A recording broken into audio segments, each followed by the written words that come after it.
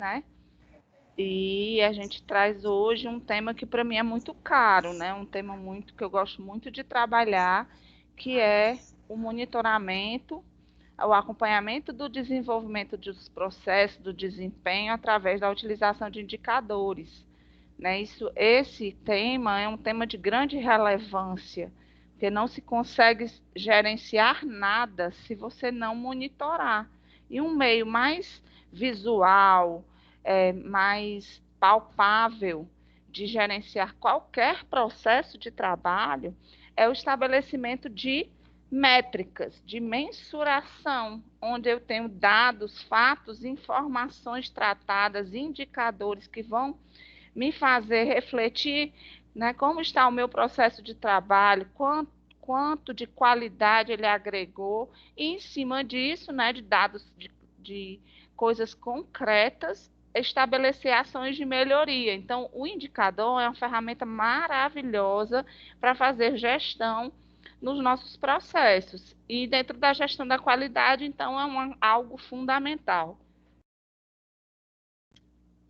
Só para não ficar um conteúdo solto, eu trouxe uma pequena também revisão dos requisitos que a gente precisa trabalhar dentro da agência na perspectiva da qualidade, né? Então, hoje a gente vai falar do acompanhamento do desempenho através da utilização de indicadores de processos. Aí, lembrando, só fazendo um review, né, uma pequena revisão, que a gestão da qualidade na área da hemoterapia, ou seja, também na agência transfusional, é muito mais complexa do que a gente pensa, porque a qualidade ela não se somente inicia na captação dos doadores, porém ela se estende até a assistência do receptor. Então, é um fio condutor que é startado desde o momento da sensibilização da sociedade para a doação de sangue até o acompanhamento pós-ato transfusional. Né? E ela precisa estar permeada em todos esses processos. Ela não pode ficar somente represada dentro do serviço produtor, ou seja, do serviço, né, de banco de hemocentro, ou regional, ou coordenador, mas ela precisa capilarizar até o ato transfusional propriamente dito, intra-hospitalar, né, através dos processos de trabalho das agências transfusionais. E isso tem que garantir a rastreabilidade dos produtos derivados do sangue total, do início ao final do processo. É por isso que eu vou dizer mais uma vez que eu acho fantástica essa oportunidade da gente estar trabalhando com a hemorroide do Ceará, os processos de qualidade dentro da agência transfusional. Então, segundo a Associação Americana de Banco de Sangue, os sistemas de qualidade do banco de sangue ou serviço de transfusão, e aqui a gente enquadra a agência transfusional sem nenhum problema, para eu ter esses critérios, eu preciso adotar alguns princípios. Eu preciso ter muito bem definido o princípio de organização e liderança, onde a gente já falou disso, da estrutura organizacional, que documenta claramente todos os responsáveis pelo fornecimento, seus componentes, o fornecimento de serviço, a hierarquia, que eu estou falando da identidade organizacional, da cultura da organização, da hierarquia, né, das funções, das definições de responsabilidade, precisa estar bem organizado, saber quem fornece o quê, de quem é a responsabilidade do transporte, qual é a minha responsabilidade enquanto agência transfusional. Isso tudo está sendo falado nesse critério. Número 2, que é o cerne, né, da qualidade, foco no cliente. Então, eu preciso identificar quem é o meu cliente, quais são as suas necessidades e expectativas para produtos e serviços que eu forneço. Eu preciso, quem é o meu cliente? Qual a expectativa que ele tem no meu serviço? As instalações, ambiente de trabalho e segurança, eu preciso definir quais são as minhas políticas de trabalho, quais são os meus processos, quais são os procedimentos que eu preciso ter para garantir que eu tenho uma provisão de condição ambiental segura, organização adequada. Eu tenho toda uma infraestrutura, tanto infraestrutura de ambiente como de processo, para que eu faça realmente que eu possa prover produtos e serviços com segurança. Bom dia. Está tendo slide ou é só para mim que não está aparecendo? Tá sim, tá normal. Ah, tá normal. Ai, que susto que eu tomei, que vocês não tinham falado. Tá normal. Então, recursos humanos, né? Quando eu falo do processo de gestão de pessoas, onde eu tenho desde o dimensionamento adequado do número de profissionais que eu preciso ter para prover esse produto com segurança e qualidade. Quando eu traço que qualificação eu quero, que tipo de treinamentos, experiências, descrição de cargo e todo esse rol de coisas que precisam permear a gestão de pessoas. Gestão de fornecedores e materiais, eu devo ter definido políticas, processos, procedimentos para avaliar meu fornecedor, para fazer a avaliação, a inspeção do material que chega, dos equipamentos. Então, para que eles possam compor esse processo de trabalho que vai acabar fornecendo produtos e serviços em condições controladas, com segurança e qualidade, que é o objetivo maior, né, do nosso trabalho. A gestão de equipamento, que vai desde a identificação do equipamento, o fornecimento de equipamentos adequados, onde eu tenho processos políticos, procedimentos que vão assegurar desde o equipamento adequado, a sua identificação, quais são as intervenções que esse equipamento precisa fazer, ele precisa passar por manutenção preventiva, qual a periodicidade, quais são os critérios mínimos que eu preciso avaliar numa manutenção preventiva de equipamento, ele precisa passar por calibração, qual é a periodicidade, qual é o meu parâmetro de avaliação para aquele equipamento, como é que eu faço esse monitoramento e esse controle, tudo isso precisa estar definido.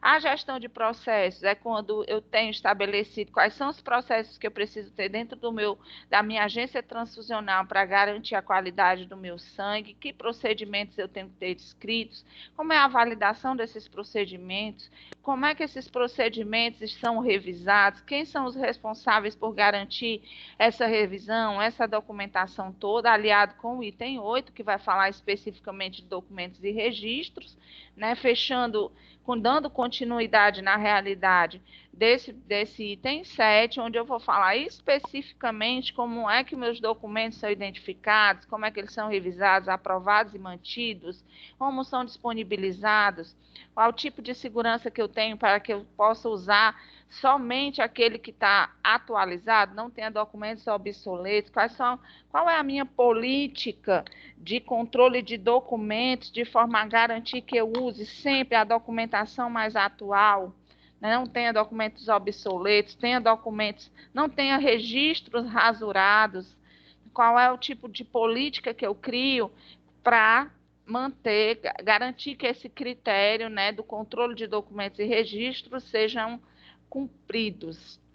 A gente sabe que a nossa legislação, né, a portaria consolidada número 5, eu já falei isso para vocês, eu acho que não, se não na primeira aula, na segunda, que a nossa portaria consolidada número 5, ela é muito rigorosa e é ela que diz que eu preciso controlar a minha documentação e que eu preciso revisar uma vez ao ano.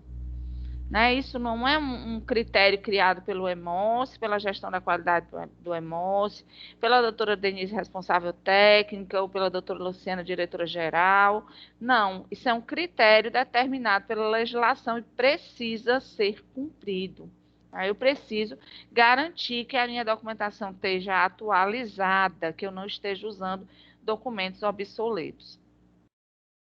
Um outro ponto que é fundamental é a gestão da informação. Quais são os meus processos que apoiam a implementação de softwares, ou seja, de sistemas? Qual é a segurança hoje mais fortemente, né, com essa Lei Geral de Proteção de Dados, que é nova, né, sancionada este ano? Como é que eu garanto que a minha informação está segura? A gente lida com um tipo de informação muito crítica, que é a informação sobre pacientes. Como é que eu garanto que a minha informação que está lá no meu sistema, ela não vai vazar, ela não vai ser disponibilizada, ela vai estar disponível quando eu precise ter informações sobre os meus pacientes.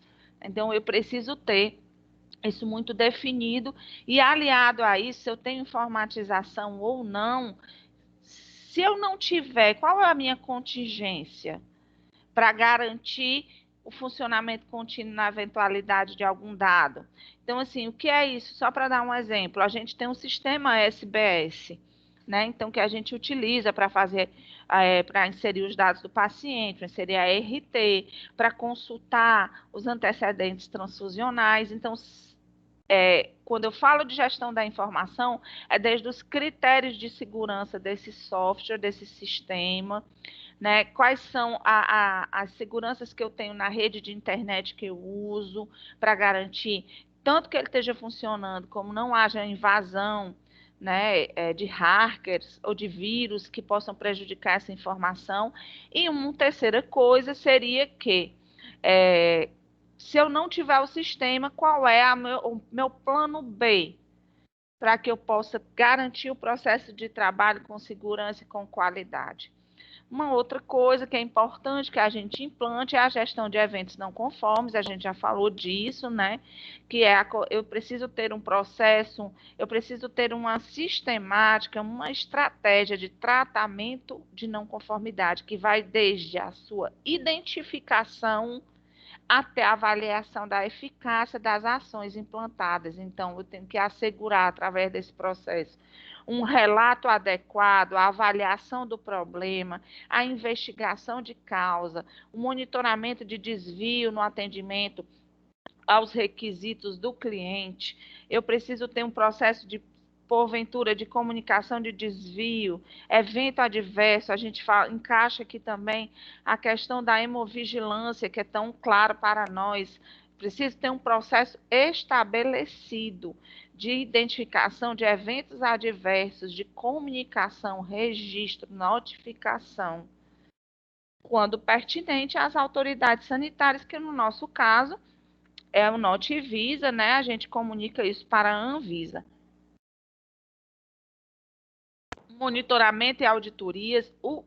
Não existe, gente, um processo de trabalho com qualidade, focado na melhoria contínua, sem um processo de monitoramento estabelecido. E esse monitoramento, ele percorre desde o estabelecimento de indicadores, o monitoramento dos processos através do cumprimento de itens de controle dentro do meu processo de trabalho e também de auditorias, né, para que outra pessoa, ou auditorias internas, ou as inspeções sanitárias, ou mesmo as auditorias realizadas pela coordenação das agências, porque é um outro olhar que vai ver meu processo e pode e deve agregar melhoria para ele. Então, eu preciso ter uma política, um processo ou um procedimento que determine como essa sistemática de monitoramento dessas avaliações que podem ser externas ou externas, né?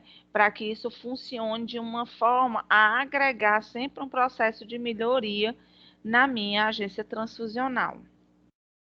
E, por final, a melhoria de processo, que não é nada mais, nada menos que um efeito de todos esses passos. À medida que eu vou implantando cada um desses critérios, eu tenho, obviamente, uma melhoria do meu processo. Agora, para isso, eu preciso ter esses itens que eu falei anteriormente implantados com foco na melhoria e não encarando como uma burocratização, como uma bobagem, como uma exigência tão somente do EMOSSE ou da coordenação das agências. Não, pessoal, isso aqui está tudo descrito, todo. Talvez não esteja nessa redação, porque não está mesmo nessa redação, mas tudo isso que está falado aqui está disseminado na nossa portaria consolidada número 5. Então, a gente precisa realmente sair dessa zona de conforto, talvez que a gente esteja achando que a gente não pode implantar um sistema da qualidade, porque tem dificuldades estruturais, ou porque tem isso, tem aquilo, mas a gente pode sim, a cada passo, implantar cada um desses requisitos, de forma a, como eu disse no primeiro slide, sair desse represamento da qualidade que fica muitas vezes retido no serviço produtor, no hemocentro, e não chega muitas vezes na agência. Existem formas, sim, a gente discutiu durante esses dias todos que estivemos juntos, formas práticas da gente poder implantar esses critérios. E aí, entrando realmente, né, na questão do indicador, para que eu possa ter melhoria de processo, melhoria contínua, eu tenho que me medir para saber se eu estou bom ou ruim, ou mais ou menos. Né? Então, para avaliar resultado, a organização tem buscado ferramentas que forneçam informações relevantes. Os indicadores, eles aparecem como um modo de gerar informações e monitorar a qualidade dos serviços oferecidos. À medida que eu meço, por exemplo, um indicador que eu acho fantástico, a gente vai discutir, mas o índice de hemocomponentes vencidos no estoque é fantástico, ele fala muito da minha gestão. Ele fala demais, ele mostra na cara, assim, como é que eu gerencio o meu estoque, que é algo tão precioso, de forma a ter hemocomponente disponível, porém ele não vence no meu estoque. Então, isso é fantástico. Né? Para quem está na hemoterapia há pelo menos uns 10 anos ou mais, sabe que essa realidade não era dessa forma que a gente vê hoje, né? A gente via cada vez mais nas agências estoques grandes com medo de faltar o hemocomponente para o paciente. E a gente via um descarte muito grande. Então, se você comparar um descarte por validade nas agências, fizer uma retrospectiva nos últimos 10 anos, a gente vai ver um decréscimo significativo, sem significar dizer que eu deixei de transfundir. Então, a gente consegue ver, e eu preciso ter, no meu processo de trabalho, indicadores que demonstrem essas coisas para que a gente possa sempre melhorar os nossos processos de trabalho. Né? E a incorporação dessa prática de se monitorar a qualidade, ela vem sendo destacada através dos indicadores, garantindo assim a qualidade dos processos nas instituições de saúde, né? Desse trabalho de Moura et al. 2009. Então, Bitar, que é um teórico da qualidade, ele já dizia que ela deve ser medida através de produtos resultantes dos processos, ou seja, não existe um processo de qualidade sem monitoramento, sem mensuração. Então, para isso, o serviço de hemoterapia, a agência transfusional, deve ter um processo de coleta e avaliação de dados de indicador de qualidade. Isso deve ocorrer em intervalos programados, porque tem muita prática, muito processo que, se eu não medir periodicamente, eu perco de fazer uma intervenção e eu posso ter um problema lá na frente bem grande, né? Então, Peter Drucker, que é esse cara aqui desse desenho, ele já dizia, se você não pode medir, você não pode gerenciar. Como é que você pode ter um processo de gestão da agência adequado, legal, né, que vá resultar em melhoria, em um ato transfusional de qualidade seguro para o seu paciente, se você não consegue medir, portanto, não consegue gerenciar. Né? Então, por que eu estou fazendo esta fala toda? Porque a gente precisa, pessoal, desmistificar essa questão do indicador como sendo um indicador que o EMOS exige. Pegue esses indicadores que hoje a gente pede que vocês monitorem e levem debaixo do braço para a sua gestão. Rumine, mastigue, saboreie cada indicador desse. Né? Estava assistindo a reunião das agências e eu ficava assim, maravilhada quanto de maturidade a gente adquiriu depois de implantar vários critérios de qualidade nas agências. E os indicadores, acho que veio assim para ser a cereja do bolo, sabe? Porque eu vi vocês discutindo, sabe? Falando assim, meu Deus, com tanta propriedade. Então, encarem os indicadores como algo muito belo do seu processo de trabalho, que pode trazer para você muita chance de melhoria, porque você tem a sua gestão na mão. Então, só para a gente conceituar, indicadores de processos são a principal ferramenta para o gerenciamento. Ele resume as informações sobre os processos em métricas, em mensurações, em números objetivos, de claro entendimento e compreensão. O indicador ele transmite informação relevante em relação ao desempenho do processo.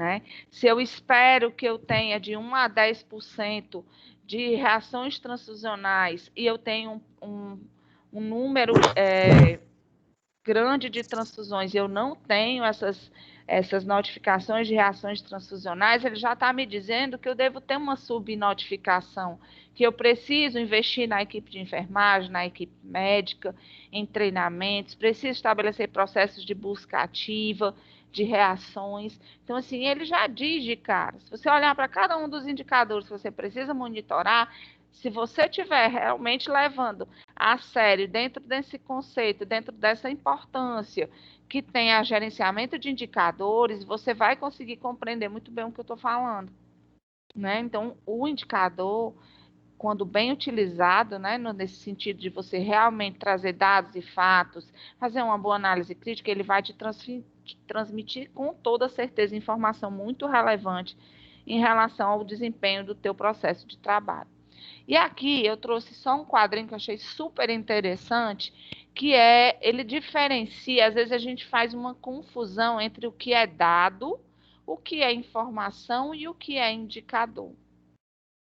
Dado é uma informação, para não misturar, dado é algo que está disponível para a manipulação do banco de dados, eles são abundantes e armazenados em sua totalidade, eles podem ser viabilizados através da coleta de dados e ele não tem foco na gestão. Então, se você olha para o sistema SBS, você vai analisar, por exemplo, a pessoa física de um doador, de um paciente, você vai ver que tem um monte de dados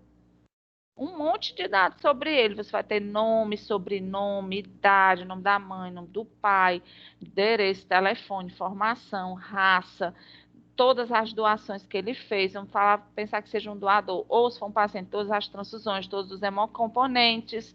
Vai ter as informações relevantes dos testes pré-transfusionais que foram feitos desse paciente. Vai ter um monte de dados. Porém, se você pegar um relatório e puxar só as transfusões que esse doador, que esse paciente fez, você já vai ter o quê? Um segundo nível.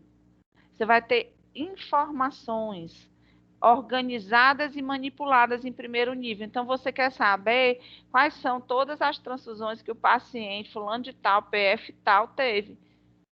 Elas vão estar organizadas em relatório, meio que manipuladas, ou seja, já organizadas mesmo, selecionadas em formatos de telas ou relatórios, viabilizadas através de softwares, são abrangentes e dispersivos. Você listar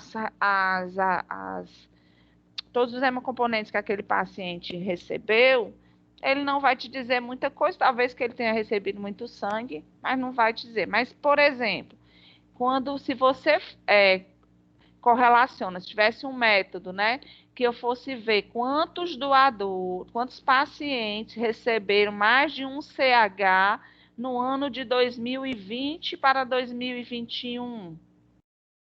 Eu tivesse um relatório que eu puxasse que desse esse número.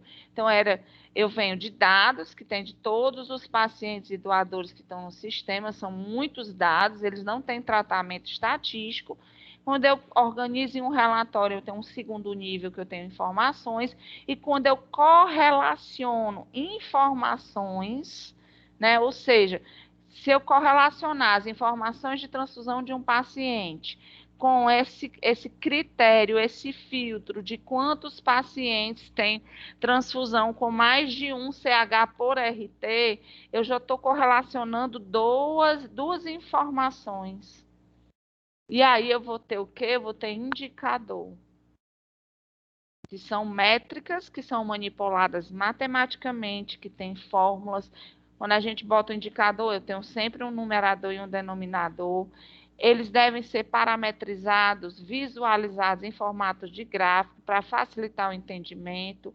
Eu posso estabelecer regras de contagem, que são critérios, e ele tem foco no que é relevante. Então, utilizando esse exemplo do indicador de número de RTs com mais de um CH, então eu estou buscando saber como é que está a minha indicação, né, de transfusão. Eu tenho um objetivo quando eu falo desse indicador. Quando eu coloco qualquer indicador, eu tenho um objetivo, eu tenho um foco. Quando eu olho para informações, eu não tenho um foco. Ele é abrangente, ele é disperso. Quando eu olho para dados, aí é que não tem foco mesmo, certo? Pessoal, se alguém tiver alguma dúvida, pode abrir o microfone e perguntar, tá? Então, eu trouxe aqui um exemplo, tentando comparar, para vocês entenderem. Então, vamos imaginar que a gente sabe que tem uma ordem de atividades para o preenchimento da requisição de transfusão. Eu tenho o nome do paciente, eu tenho vários dados que precisam estar contidos na requisição de transfusão, que vai ser digitado, vamos dizer, no sistema. Né? Então, quando eu tenho tudo isso digitado, eu tenho o quê? Dados. Né? Se eu listar todos os dados de transfusão para esse paciente, por exemplo, que eu dei, eu vou ter informações sobre as transfusões daquele paciente. Agora, se eu coloco um critério que vai inserir as informações desse paciente com outro critério, né, vamos dizer que dentro do sistema eu quisesse correlacionar as RTs desse paciente com a hemoglobina em cada RT, para a gente fazer aquela avaliação de quantas RTs eu tenho com a hemoglobina acima de 8. Isso aí eu teria um indicador, porque eu estou listando duas informações e correlacionando. Um indicador sempre vai ser uma relação de comparação entre um numerador e um denominador, certo? Então, o indicador é um quociente entre duas informações diferentes, né? Aí eu já coloquei o mesmo exemplo, se usarmos o mesmo exemplo, listarmos todas as RTs do período com mais de um CH e dividirmos pelo total de RTs ou por uma outra informação que eu queira, a gente vai ter um indicador que vai ser medido. Então, o indicador sempre resume duas ou mais informações relevantes, elas vão te levar a alguma ação para conquistar um objetivo, e a gente pode usar também informações como monitoramento, tá? Mas os indicadores, eles são mais relevantes, porque eles são mais focados. Então, você, através do estabelecimento de indicadores, você vai ter condição de focar suas ações, né? De trabalhar especificamente em pontos do seu processo que você queira monitorar e melhorar. Uma coisa que eu acho relevante colocar aqui é que o indicador, ele precisa ser relevante para o processo, né? E você precisa realmente abraçá-lo como relevante, porque senão você vai estar meramente colhendo dados, transformando informações em indicadores, mas não vai estar entendendo a ferramenta riquíssima que você tem na sua mão para melhorar o seu processo. E aqui são os indicadores que a gente propõe para que as agências acompanhem, né?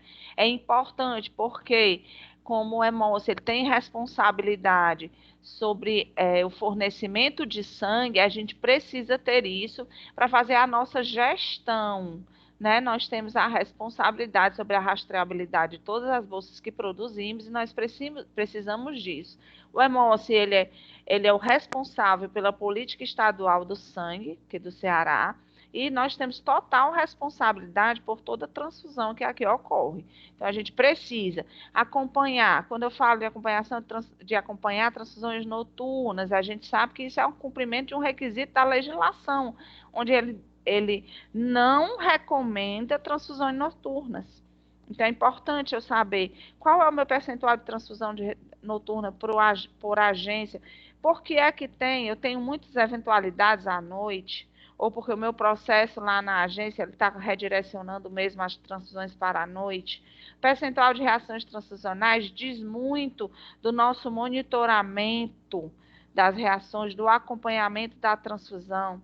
Eu falo de transfusões de concentrado de hemácia no paciente com hemoglobina maior, vai falar de indicação, das práticas de manejo do sangue do paciente, da mesma forma, transfusões com 2 ou mais concentrados.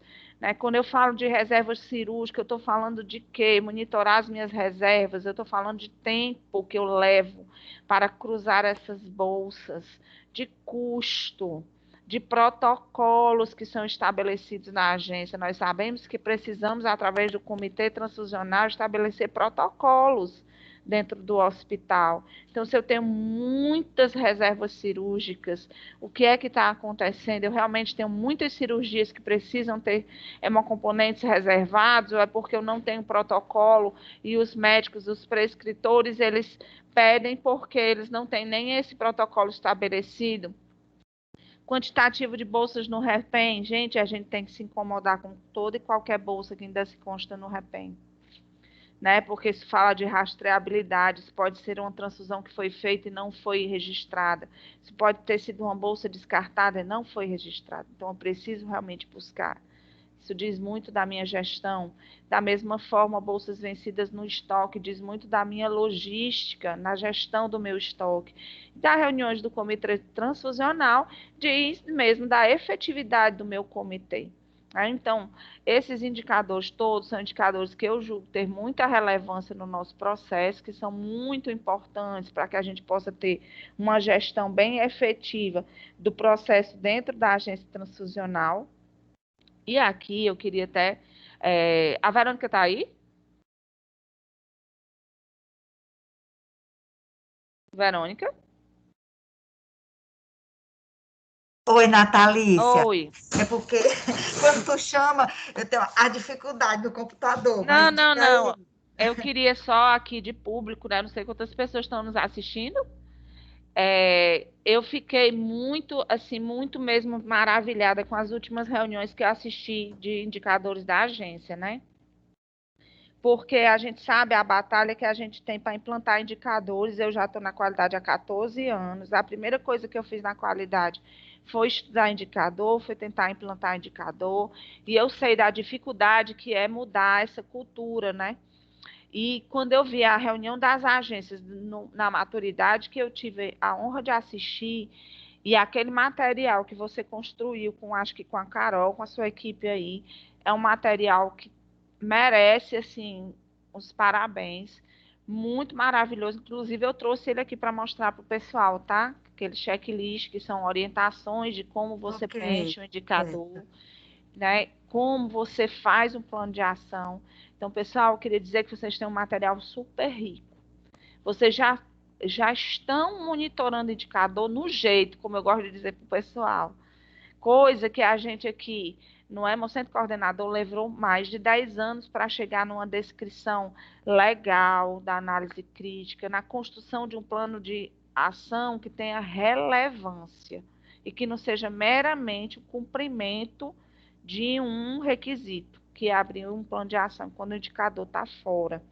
Né? Então, aproveitem. Aí, Natalícia, oi. e assim, só tomando um pouco sua palavra e complementando o que você fala aí, a sua fala, parabenizar e ter orgulho realmente, porque até as agências do interior, né, aqui da Hemorrede de Fortaleza, aqui do Hemocentro de Fortaleza, estão iniciando a participação. As agências, de uma forma assim, meio tímida, mas o início realmente é assim, a gente vai estimulando aos poucos, orientando, e eu acho que realmente é um processo de construção um pouco lento, porque não era o nosso métier, a gente não tinha esse hábito, né, de fazer esse acompanhamento, e realmente suas palavras são minhas no sentido de ficar muito orgulhosa desse processo.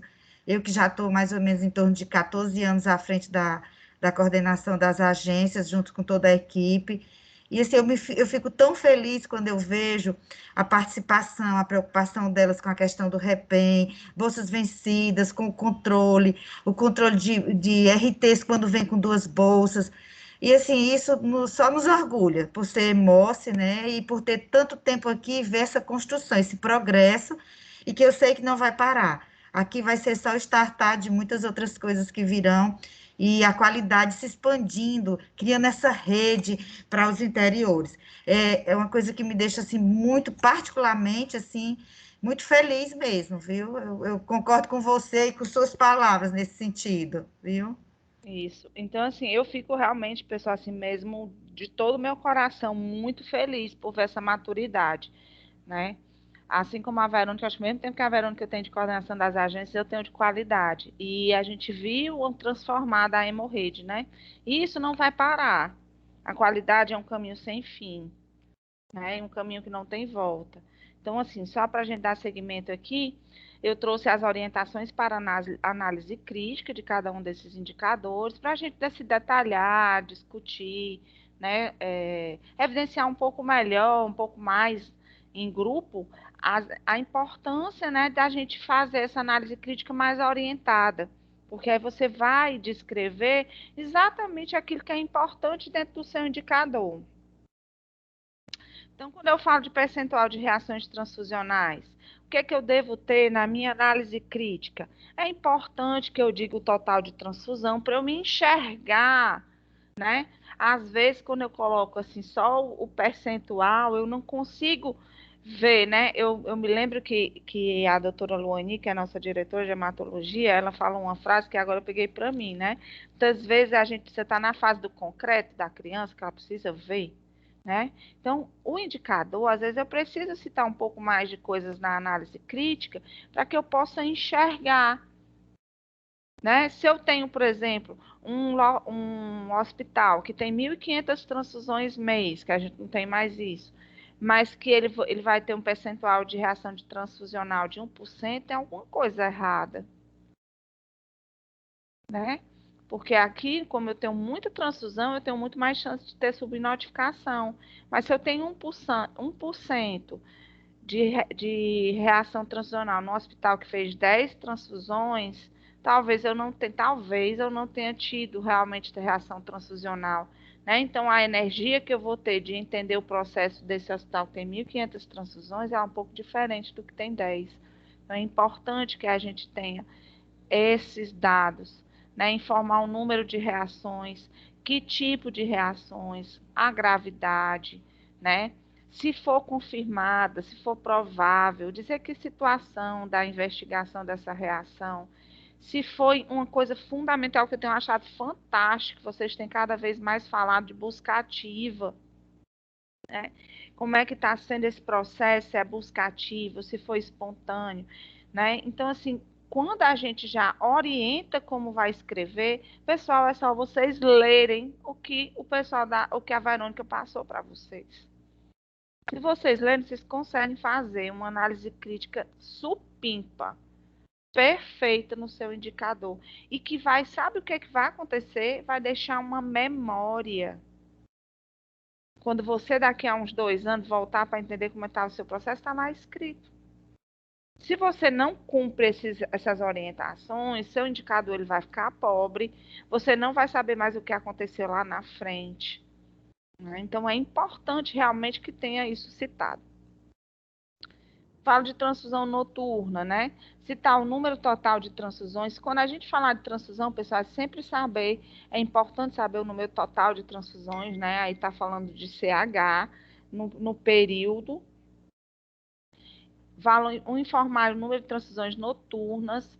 Lembrar do critério. Uma outra coisa que eu queria chamar a atenção a vocês, que eu tenho visto às vezes, é que no afã de preencher, eu acho que não se presta atenção às vezes no que está como requisito no indicador.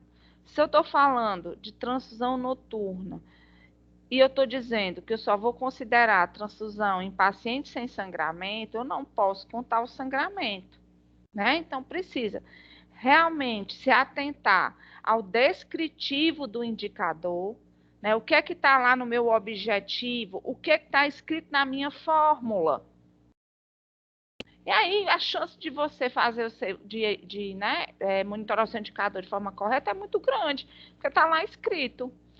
Descrever a causa justificativa para que a transfusão ocorresse no período noturno, né? Então, eu tenho visto as discussões cada vez mais ricas. A pessoa vem e diz que foi cirurgia, foi intercorrência, qual foi o tipo da intercorrência, a unidade, né? Cada coisa que vocês vão descrevendo vai acrescendo informações relevantes para o entendimento dessa métrica, desse indicador. Especificar de forma quantitativa as causas, PAI positiva, solicitação ao hemose, intercorrência na enfermaria, urgência no período noturno. Hemodiálise, que a gente sabe que é uma realidade, né?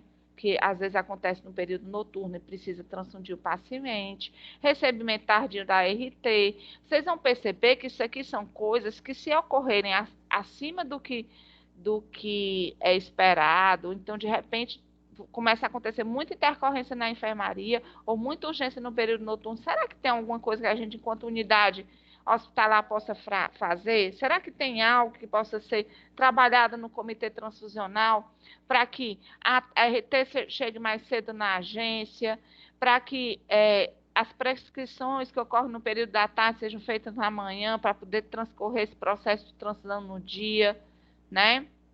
E outras coisas, que a gente possa informar o hospital como prática, para que a gente possa diminuir esse indicador. Então, quando você olha tudo essa orientação da análise crítica, são fatos que vão te ajudar a concluir, é como se fosse estratificação de causa, para você ver onde você precisa trabalhar. E isso que está escrito na análise crítica precisa ter concernência, precisa ter relação com o que você vai escrever no seu provável plano de ação. Quando eu falo de reserva... Oi? Natalícia, só complementando a sua fala aí, nós já tivemos realmente várias agências que, com base nesse indicador, foram identificadas as questões que estavam levando o maior índice de transfusão noturna, né? A questão do recebimento, exames, o horário dos exames que saía a prescrição, a RT chegava mais tarde por conta do horário da saída dos exames. Então, assim, é importante esse indicador da questão da transfusão. Aliás, não só esse, os indicadores são importantes porque a gente consegue melhorar o dia a dia da agência, as rotinas se tornam mais seguras. Então, assim, no indicador de transfusão noturna, nós tivemos realmente já auxiliado várias agências no sentido de identificar quais eram as causas que estavam levando o maior índice de transfusão noturna. E, em conjunto com o comitê transfusional, melhorar essa situação, viu? Então, assim, realmente é só fazendo a devolutiva em cima do indicador anterior, que a gente montou esse checklist exatamente para poder ajudar, que era no dia a dia, dentro da rotina de cada agência, a gente tentou melhorar e pontuar o que era que eles deveriam colocar nos indicadores, para facilitar, viu? Isso. Reserva cirúrgica, né? Então, você deve citar o total de reservas que foram feitas, dessas, quantas bolsas foram compatibilizadas realmente para o paciente e quantas foram transfundidas. É fundamental, porque vai dizer muito da efetividade da reserva, vai dizer muito se o protocolo que está estabelecido no hospital, ele está funcionando, está sendo cumprido, vai dizer até se tem protocolo. Se você começa a ter um número exacerbado de reservas cirúrgicas que não são compatibilizadas e nem são usadas, provavelmente esse hospital precisa ou rever seu protocolo ou estabelecer um, né? É mais informação para o comitê transfusional para trabalhar esse critério, né? Se está nas ATs que tem protocolo, que são especificados por grupo, detalhar que grupo as bolsas foram reservadas, né? Que tipo de cirurgia que teve solicitação de reserva de bolsa, número de bolsa cruzada por RT, também vai dizer muito da eficiência desse protocolo e também, se possível, especificar o valor de hemoglobina de cada reserva. É importante, muito importante. Transfusões com 2 ou mais concentrados, GEMAS por RT, deve-se citar, como eu estou falando de transfusão, foi o que eu disse desde o início, quando eu falar de transfusão, qual é o primeiro dado que eu preciso ter? Número total de transfusões de CH do referido mês. Desse valor, tirar o número de RT com mais de um CH transfundido.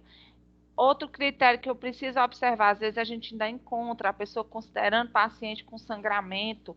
Aqui eu estou falando de paciente sem sangramento, né? Não colocar transfusões em paciente com sangramento, transfusões que ocorreram no período intraoperatório e pós-operatório imediato e transfusão em RN. Quer dizer, a gente sabe que nessa situação pode acontecer, sim, a utilização de mais de um CH. Então, se eu estou considerando isso, eu estou dando um resultado para o meu indicador que não é o que eu busco, né? O que é que eu busco aqui? É a prescrição, o uso racional, né? É o manejo adequado do sangramento, ou desculpe, do sangue do meu paciente, né, da transfusão. Então, devo aqui especificar que patologias, o valor de hemoglobina que motivaram a transfusão de 2 ou mais concentrados. Informar se houve contato com o responsável técnico antes da liberação de cada CH. Isso é super importante. A gente precisa cada vez mais envolver mesmo o responsável técnico das agências. Transfusão com paciente com hemoglobina acima de 7 ou acima de 8, vai depender da realidade do seu hospital, da sua unidade. Estou falando de transfusão, qual é o primeiro dado que eu preciso colocar? Obviamente, transfusões, número de transfusões do referido mês. Devo retirar destas o número de transfusão com hemoglobina acima de 7 ou 8. Não colocar outro, lembrando, não, esse critério de transfusão com hemoglobina acima de 7 ou de 8, eu não posso colocar transfusão em RN, paciente com sangramento e reserva cirúrgica, sob pena de eu também estar não tendo um resultado efetivo daquilo que eu quero ver, né? Então, especificar os tipos de patologia e valor de hemoglobina que motivaram a transfusão em paciente com hemoglobina acima de 7 ou acima de 8. Tem algumas unidades, algumas agências que já estão monitorando acima de 7, já baixaram, né, o nível de hemoglobina. E informar se houve contato com o responsável técnico antes da liberação. Quando eu falo de REPEM, né, citar o número de bolsas total no REPEM. O REPEM foi um relatório que eu acho assim fantástico, que foi criado, que deu uma diminuída, que eu não sei dizer nem assim, o tamanho dessa. Foi uma coisa que deu uma condição da gente buscar e fechar a rastreabilidade de tantas e tantas bolsas que estavam aí com pendência nos relatórios, porque não tinha informação nem que tinha sido transfundido, nem que tinha sido descartado, né? O objetivo é zerar o REPEM, né? O objetivo, o sonho de todo mundo que está na agência e da gente aqui no Hemossi. Então, eu tenho que botar o número de bolsas no REPEM, a quantidade por ano, bolsas que saem do estoque, não sabem o destino final, se foi transfundida, se não foi, se foi devolvida, qual o número da DT, informar o número de bolsas encontradas mensalmente. Então, se você tem 2 bolsas no REPEM, você encontrou uma, é uma maravilha, porque você diminuiu aí o REPEM em 50%, né, sua pendência. Então, escrever os locais de busca, DTs e RTs arquivadas, fichas transfusionais, livro de entrada e saída, livro de protocolo. Você vai descrever todas as estratégias que você está usando para encontrar essas bolsas. Natalice, Oi. Volta aí para o REPEM. Eu preciso.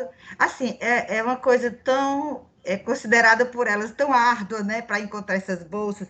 Eu queria pedir licença a você, só para notificar aqui, pontuar as 7 agências que a gente tem com REPEM zero.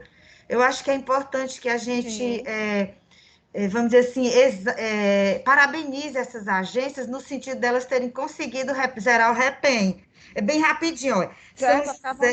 São José está zerado, parabéns. MEAC está zerado.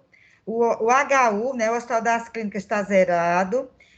Hospital São Camilo está zerado. Unimed está zerado. Leonardo da Vinci está zerado.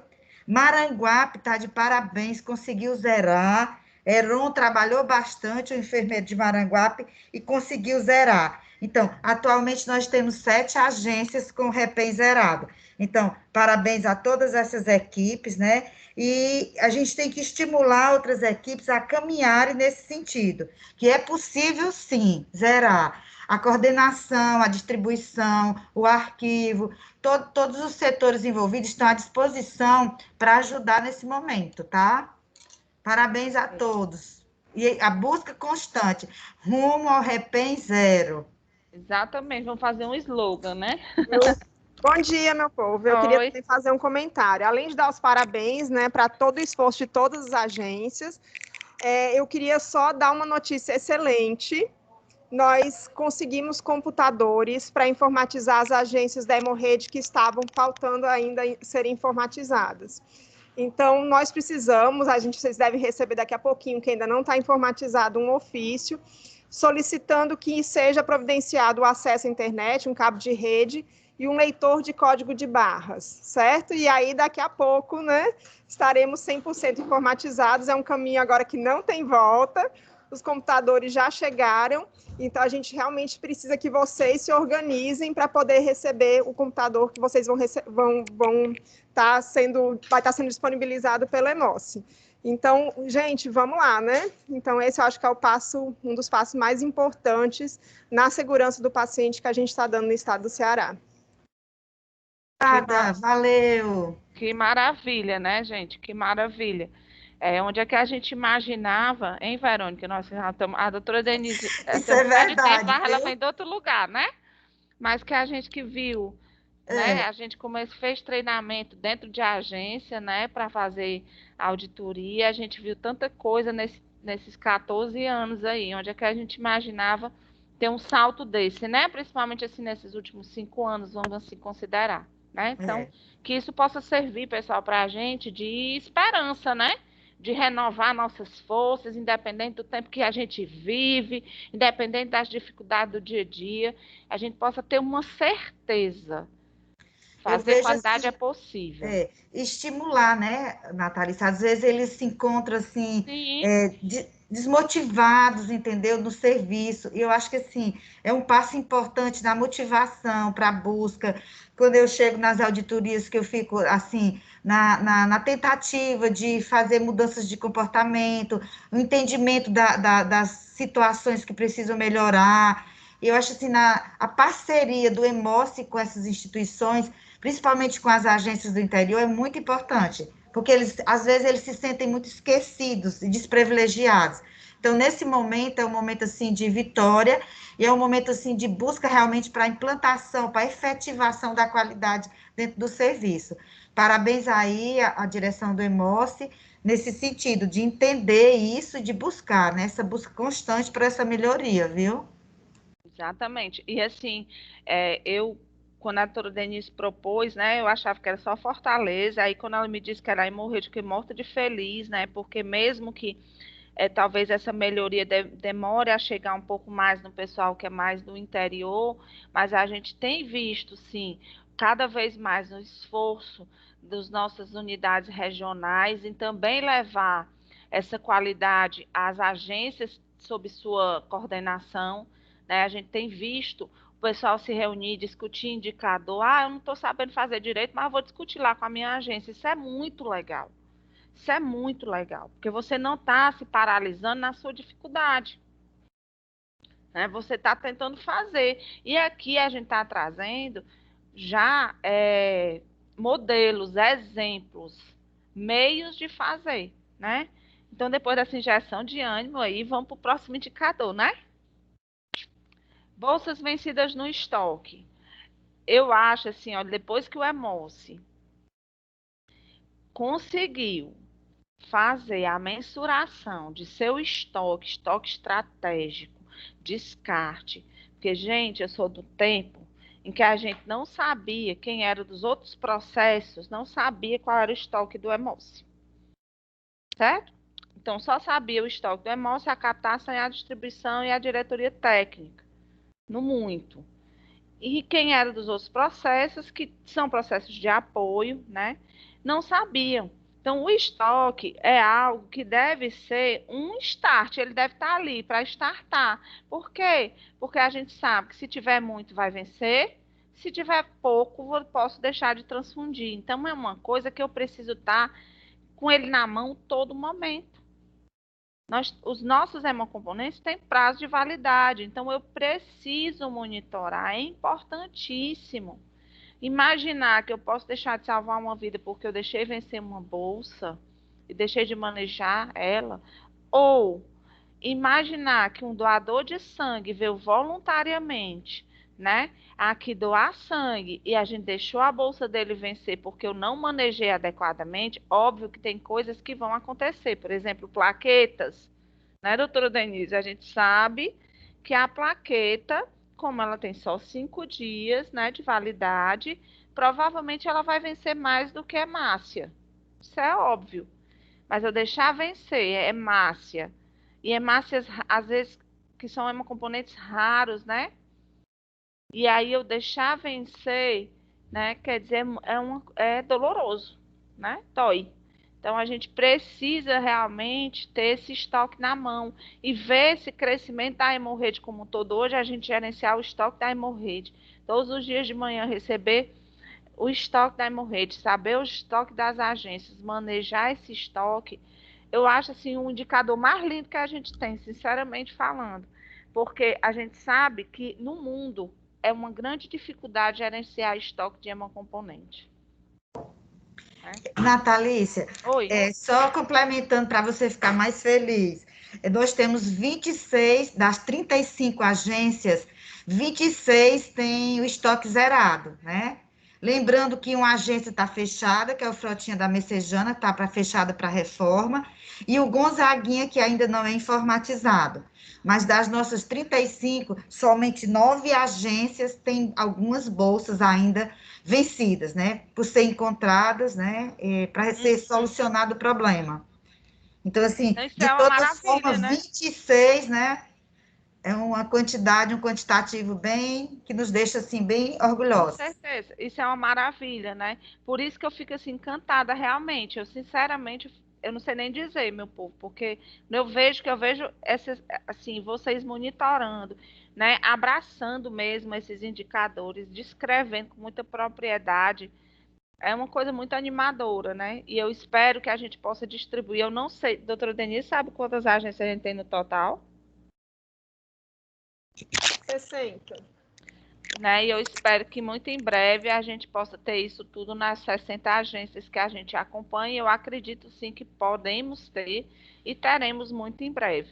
Já temos um caminho, já temos um meio, temos pessoas envolvidas, comprometidas, e a gente vai ter sim isso nas nossas agências monitoradas, e essa realidade a gente vai sim capilarizar para todas as regiões, né, para todas as macro-regiões do estado. Então, aqui nas bolsas vencidas, você destacar o número total, né, bolsas que saíram da AT e não foi dado saída no SBS, no livro de entrada e saída, informar o número de bolsas encontradas mensalmente, né, é importante, descrever os locais de busca, DTs e RTs arquivadas, fichas transfusionais de paciente, livro de entrada e saída. Quanto mais informações vocês vão dando, vai dando um caminho para você trabalhar a informação, né? Não dá saída no estoque sem conformar o destino, né? É importante que vocês cumpram realmente esses requisitos para que a gente tenha um indicador realmente que traduza a realidade da sua agência. Reuniões de comitê transfusional, né? É super importante a gente acompanhar se o comitê transfusional ele não está só no papel.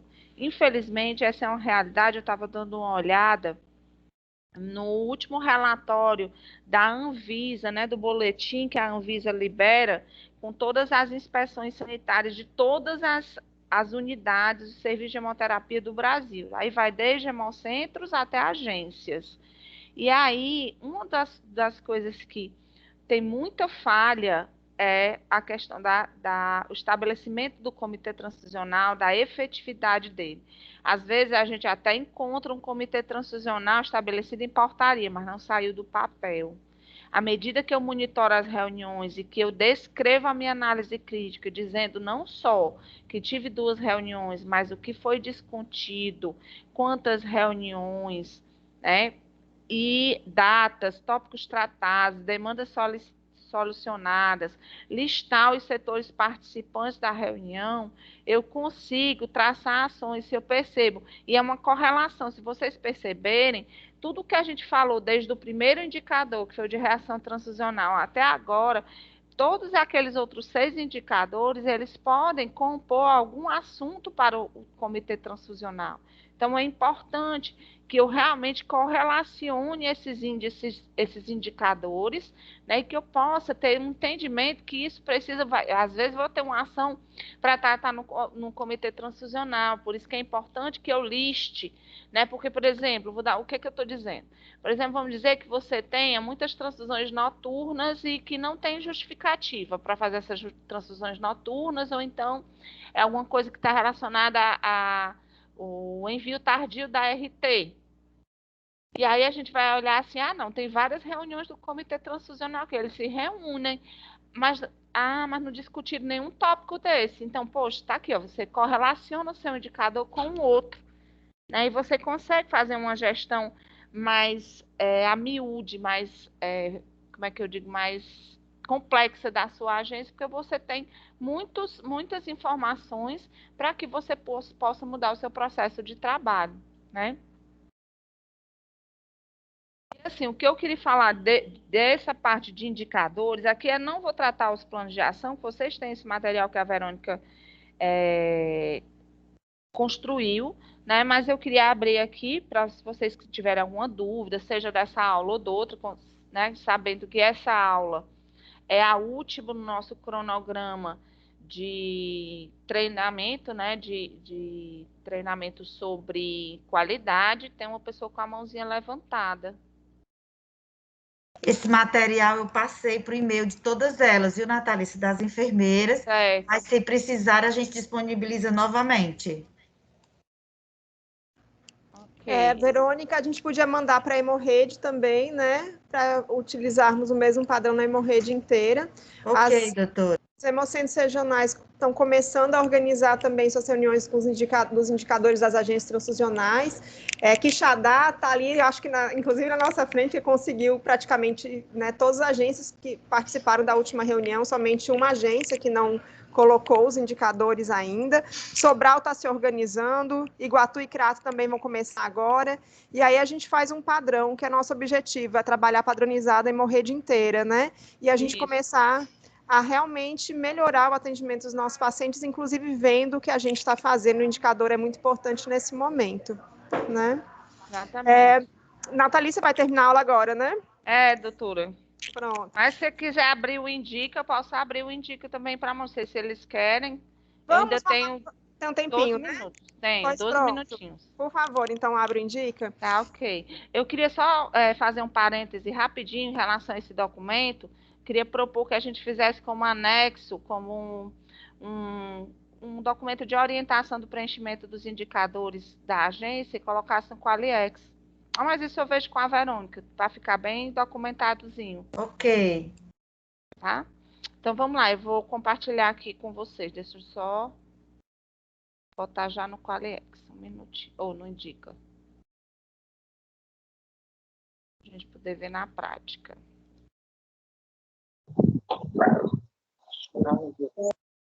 Estão vendo minha tela? Sim. Ok. Então, quando eu vou mostrar a Fortaleza, tá, pessoal? Eu sei que tem gente da minha rede toda, mas eu vou mostrar a Fortaleza, porque a gente teve reunião recente, né? E aí tá bem preenchido. Então, quando vocês olhem aqui, né, que vocês acessem, seja a unidade de vocês, seja Fortaleza, seja Crato, seja Quixadá, Iguatu, Sobral, Juazeiro não tem agência, né? A única agência é a agência do hospital regional. E a gente vem para Fortaleza, que você vai baixar, vai ver coordenação das agências transfusionais. Aqui vão ter 2 tipos de indicadores, certo? Vai estar listado todas as agências de cobertura de Fortaleza e vai ter os indicadores gerais da coordenação das agências transfusionais. Então, por exemplo, vou entrar, ver aqui, no Hospital das Clínicas. Então, aqui, você vai ver todos os indicadores. Aí, lembrando aqui, ó, a gente falou, por exemplo, quando a gente fala de transfusões noturnas, eu chamei a atenção para uma coisa que a gente, às vezes, coloca, não citar os pacientes que têm o quê? Quando eu considero transfusão noturna, o que que eu quero, o que que eu preciso excluir na análise do meu indicador? Alguém me ajuda? Sangramento. Então, lembrar que eu tenho que excluir os pacientes que têm sangramento. Né? Então, aqui está dizendo, olha, análise crítica, 103 transfusões de CH, sendo destas 12 transfusões noturnas em pacientes sem sangramento. E aí eu vou dizer o que aconteceu para ter essas 12 transfusões, foi RT noturna, PAI positivo, solicitação ao hemócio, etc e tal, tá certo? Não precisa estar descrito dessa forma para que a gente possa realmente ter uma condição de fazer uma análise legal do indicador. Quando eu olho o percentual de reações transfusionais, então, vai dizer o quê? O que é o primeiro dado que a gente falou? Número de transfusões. Quantas foram notificadas? Quantas fecharam realmente critério para reação transfusional? Quantas foram descartadas? Qual o tipo? Né? Se é provável, se é alérgica, se é confirmada ou não. Então, assim, é importante, olha, vocês estão vendo tanto que, inclusive, aqui está descrito se foi notificado de forma espontânea, né? Então, é super legal porque te dá um material para você abrir um plano de ação já direcionado. Onde é que eu preciso trabalhar? É na notificação? É na identificação espontânea? Ou não consigo uma identificação espontânea. Enquanto eu faço uma ação em treinar a minha equipe, sensibilizar a minha equipe para a identificação espontânea, eu vou ter que estabelecer uma busca ativa, sob pena de eu não perder esse número de reações. Então, vai te dando fundamentos para você traçar um bom plano de ação. Se vocês quiserem interromper em qualquer momento, pode ficar à vontade. Reservas cirúrgicas, ó, aqui tem um plano de ação aberto, né? Então, se você quiser olhar lá o plano de ação, aqui é um plano de ação que estabelece a observação da solicitação de reserva cirúrgica, para que depois possa traçar realmente se tiver alguma ação plausível, junto ao comitê transfusional, os protocolos, etc. e tal. Voltando lá para o indicador. Então, quando eu falo de transfusão, de reserva cirúrgica, o que é que eu preciso excluir? Tem alguma coisa que eu preciso excluir nesse meu indicador quando eu considero as reservas cirúrgicas?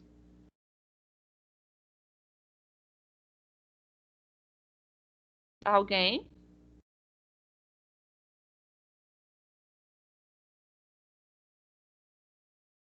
Então, aqui na discussão do indicador, ele está falando quantas reservas cirúrgicas. Oi? Reservas. Iva, de reserva cirúrgica, eu preciso saber se os meus protocolos cirúrgicos estão realmente sendo fiéis, né, com os resultados. Isso, exatamente. Valeu, Iva, pela ajuda, viu? Então, descrever, analisar os protocolos, se estão sendo cumpridos, se aquela reserva cirúrgica foi compatibilizada e se ela foi transfundida, né? Isso tudo precisa ser analisado também, colocado aqui no indicador. Então, quando eu falo de transfusão com mais de um CH, né?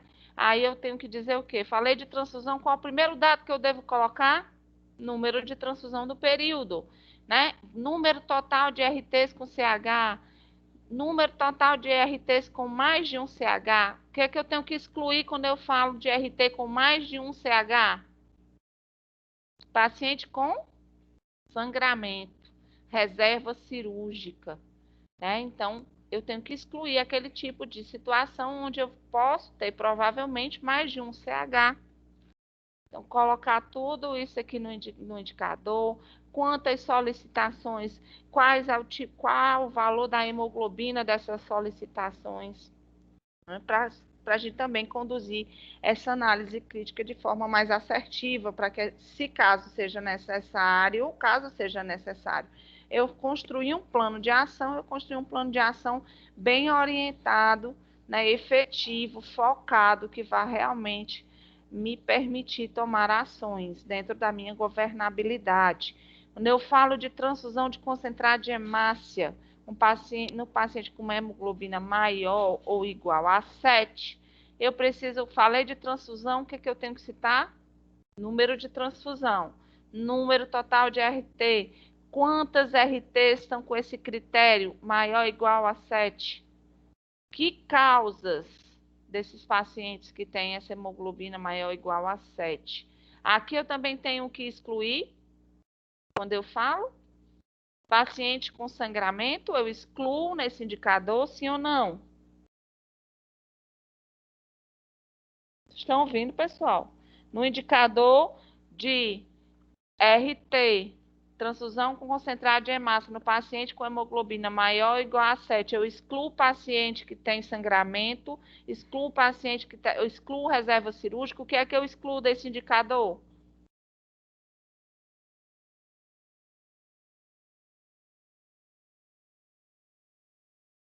Exclui paciente com sangramento. Beleza.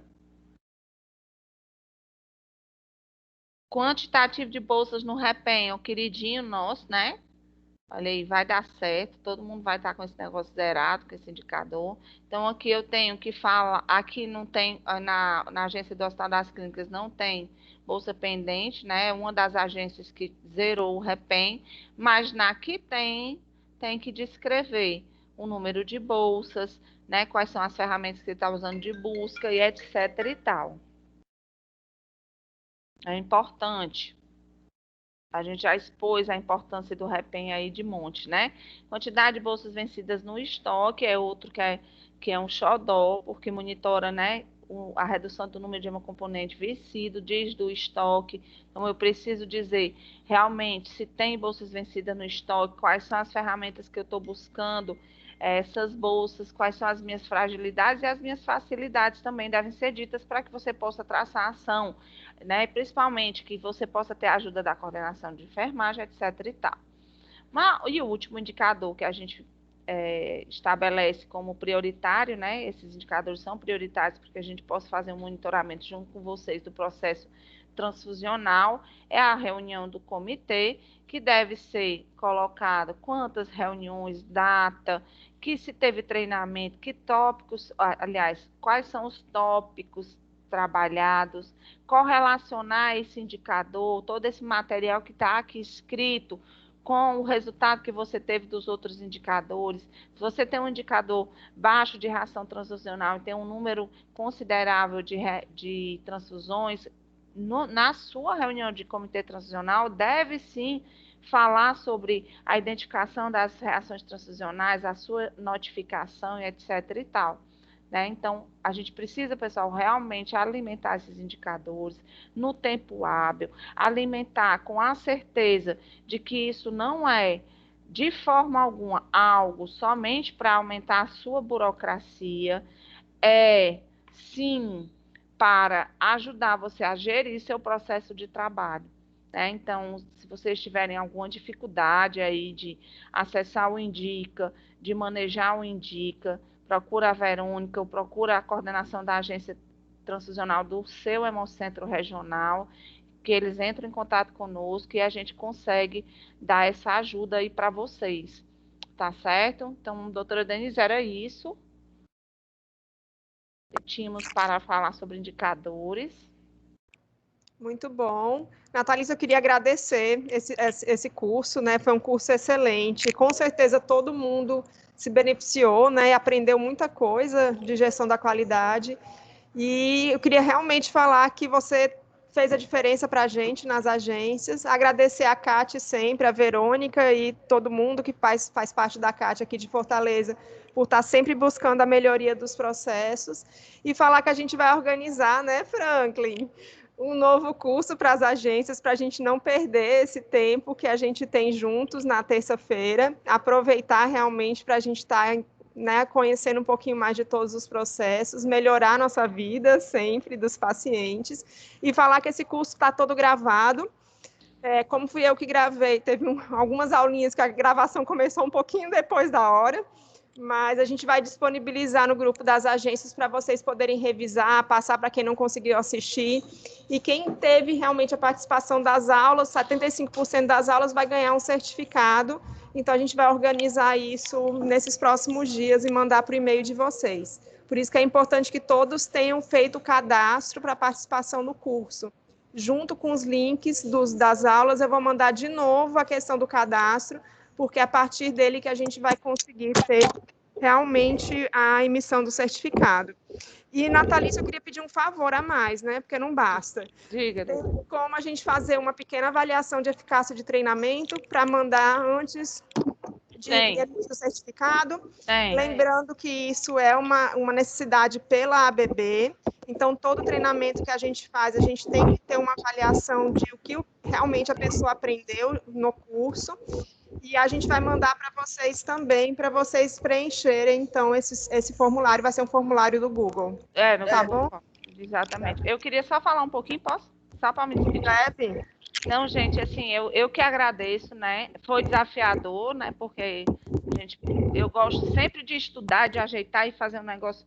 E aí a gente está fazendo muita coisa, mas enfim, eu adoro trabalhar com agência transicional, né? Porque a gente vê realmente o nosso trabalho, a gente corre tanto para ter um sangue de qualidade e quando a gente trabalha junto à agência, a gente toca no final no objetivo do nosso trabalho, que é a segurança transicional, né? É o processo de qualidade, do início ao fim.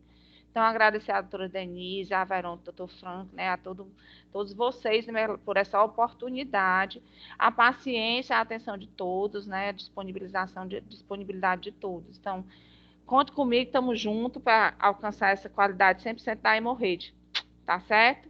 Agora eu vou ter que ir, que eu tenho outro compromisso. Então, tchau, gente, bom dia, obrigada aí. Bom dia, Filomena Aracati. Oi, Filomena. Bem rapidinho, que eu sei da sua peça, não só sua. Mas parabenizar você, tá? Em nome de toda a moça, de toda a equipe. E dizer que esse treinamento foi um incentivo para mim, a agência de Aracati, tá? Principalmente no REPEM e em todas as atividades da coordenação da agência. Eu dizia sempre para a equipe que ninguém podia perder os treinamentos, porque eles estão esclarecendo as nossas dúvidas, estão nos motivando para um bom trabalho, um trabalho de qualidade para a agência, e eu vi crescimento em cada aula que nós assistimos. Eu vi o crescimento da equipe e nos motivando para um serviço bom, um serviço de qualidade. Então, parabéns e ótimo que as aulas estão disponíveis para todos nós. Que bom saber. Então, pessoal. Parabéns, Natalícia. Obrigada, gente. Realmente. Bom dia, Natalícia, é a Raulina da Agência Transicional, Oi, Raulina. E assim, eu acho assim, bacana essa aula que você vem dando para a gente. É por isso que tanto a coordenadora, a nossa coordenadora, fica sempre batendo na tecla sobre essa questão de evitar essas perdas. E por quê? Porque tem indicadores, e isso aí vai, assim, se uma agência tem muita perda, como você falou, do hemocomponente, isso é ruim. Então, assim, aí vem todo o tempo, assim, tentando fazer o que pode, porque sabe que aonde nós trabalhamos é uma agência muito grande, o HGF, e nada é fácil para nós, nem para ela, que está à frente com a doutora Lívia. Então, assim, a gente faz o que pode, de acordo com, assim, com a necessidade, tentando, assim, cumprir os protocolos de acordo com o que a gente abraça, o que vem. Então, eu queria parabenizar você. Eu não sei se todos assistiram essa aula, mas assim, eu fico orgulhosa do que você trouxe para nós, viu? Muito obrigada, parabéns, viu? Obrigada, eu que agradeço. Então, pessoal, eu realmente vou ter que sair, que eu vou entrar noutra aula agora, tá certo? Peço desculpa aí para vocês por ter que sair meio apressada, porque agora 8h30 eu tenho uma outra aula, tá certo? Então, obrigada aí a todos, um bom dia, estamos juntos. Aí a gente se vê aí qualquer dia desses.